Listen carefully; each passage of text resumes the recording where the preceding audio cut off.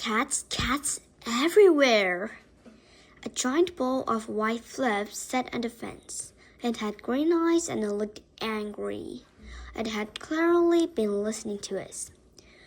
Ogre! Baby gasped from where she sat on top of Neil's head. You know this creature? I whispered. He's the cat who lives next door, Neil said. He rules his house with an iron paw. But Ogre is an indoor cat, Steve said. What's he doing outside? Ogre bared his teeth. Maybe the house is too small for me, he said. I gasped. You want to rule the world too? Maybe this giant fluffy cat is my nemesis.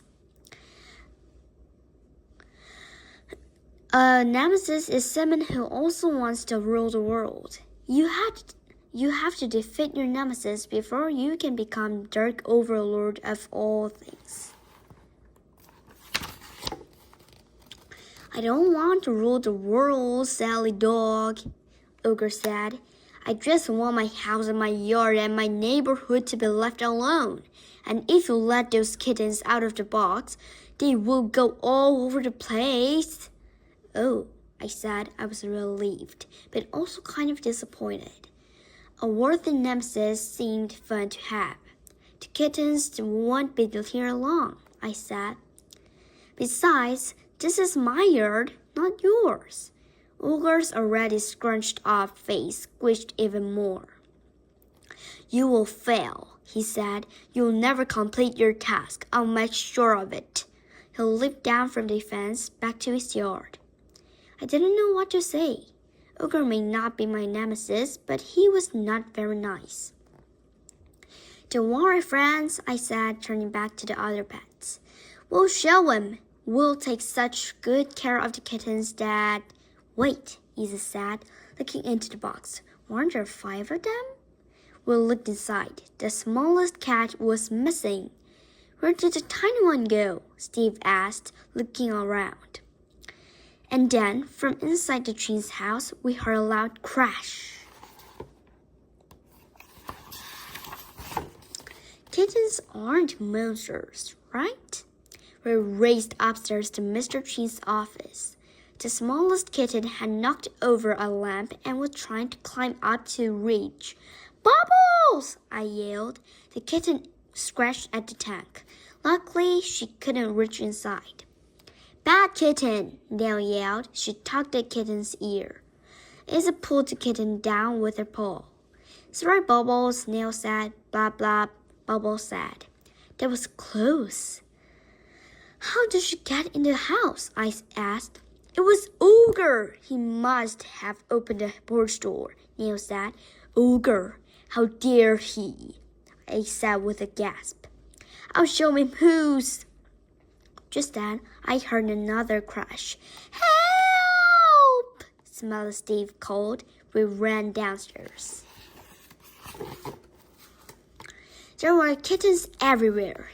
One was on the kitchen counter, pawing through Kevin's baking supplies. One was dangling from the kitchen light. Zora was up on one of the dining room chairs, trying to hide as the kitten leaped up and swiped at his tail with her tiny paws. Emergency! Steve yelled, whizzing by in his plastic ball. An orange kitten was chasing him like he was a ball of yarn. I whirled around toward the porch door. Ogre was standing there, smiling. Then with a flick of his paw, he rolled the door shut with an evil thump. Good luck keeping them secret now. Ha ha ha ha ha ha ha ha. Ogre called. He raced off. We can still make this work, I shouted into the chaos. We can, ah!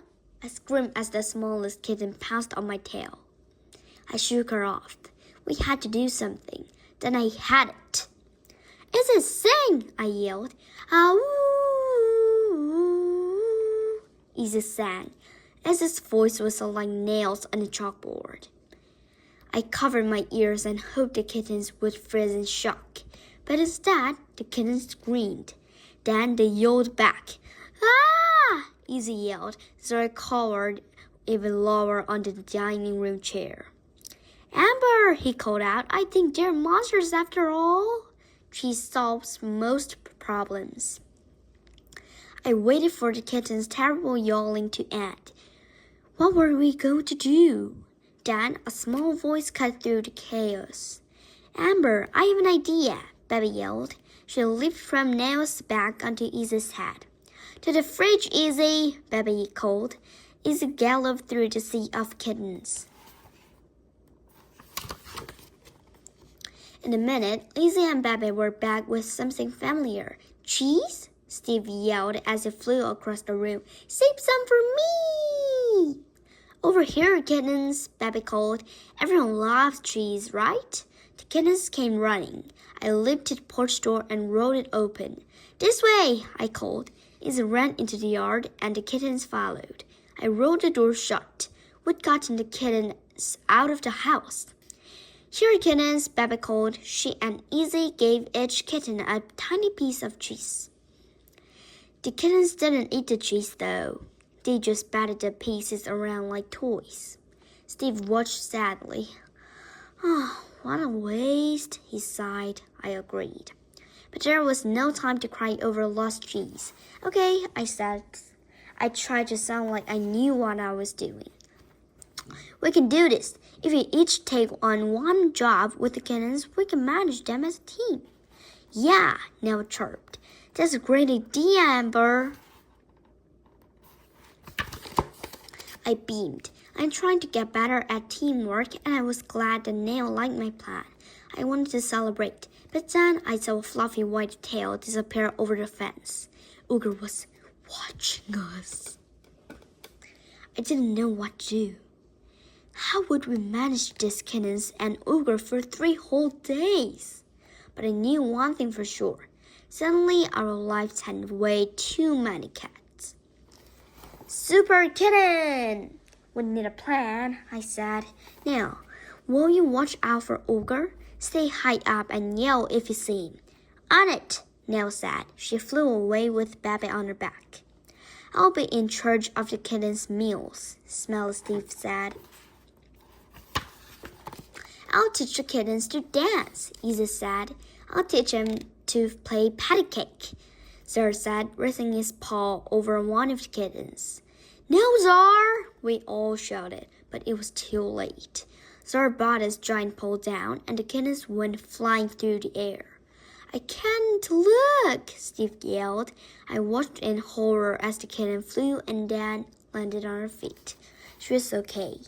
She ran back to Zara and the other kittens followed. They all wanted to play patty cake.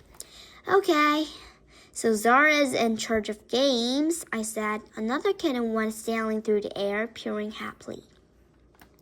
I'll teach them about word domination, I said, and in between that, I'll have time to get Lucy the perfect birthday gift.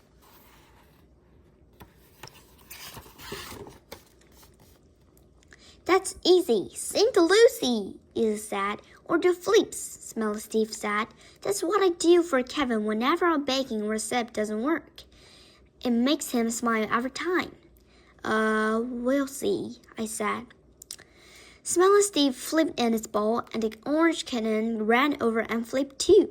Amazing, Smelly Steve said to the kitten. I will teach you everything I know. I will name you Stinky. Stinky the kitten flipped again. Go, Stinky, Smelly Steve cheered. Great idea, Steve, I said. Let's give this kitten's name. Stinky, Psychic, Ted, Thunder Road, Patty. Next, it was time for their first lesson in word domination. Okay, I said, pretend Steve's bowl is the world. You want to take it over. What do you do? The kitten started chewing on Zer's tail. Kittens, I was learning, are very stubborn. The day flew by as we played with the kittens. All the while, Neil and Bebe looked out for Ogre. He was lurking nearby. I could feel it. We said goodbye to the kittens before the twins got home. Izzy carried them to her house since Arjun and his dad were away for the night visiting family. I went inside and waited at the front door for Lucy to get home from school, like always. She walked in and I licked her nose. I'll get you the perfect gift, I said. I promise. But I was too tired to think of anything. I didn't even have the energy to threaten Mr. Chin at dinner when Lucy asked, Dad, did you think any more about the volcano kid?